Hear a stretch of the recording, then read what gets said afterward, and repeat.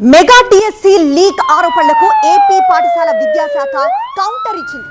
Mega TSC 2025 పై వస్తున్న కథనాలు అవాస్తవమని చెప్పింది. సిబిటి విధానంలో పరీక్షలు నిర్వహించామంటూ పాఠశాల విద్యాశాఖ ఒక లేఖ విడుదల చేసింది. ప్రశ్నాపత్రాల లీకేజ్ పూర్తిగా అసాధ్యమని వెల్లడించింది.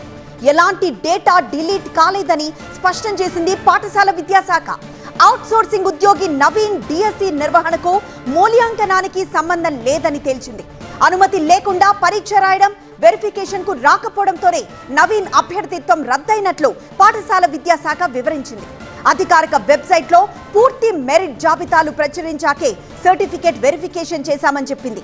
మహిళలు, దివ్యాంగులు, స్పోర్ట్స్ కోటాకు హారిజాంటల్ రిజర్వేషన్ల అమలు చట్టబద్ధమైన ప్రక్రియ అని పాఠశాల విద్యాశాఖ చెప్పింది. పోస్ట్ ప్రిఫరెన్స్ ఆధారంగానే ఆటోమేటెడ్ కేటాయింపులు చేశామని పాఠశాల విద్యాశాఖ చెప్పింది. 148 రోజుల్లోనే డిఎస్సి నియామక ప్రక్రియ పూర్తి చేశామని వివరించింది. నిబంధనల ప్రకారమే డిఎస్సి బాధ్యతలను అప్పగించినట్లు ఆ శాఖ తన లేఖలో చెప్పింది.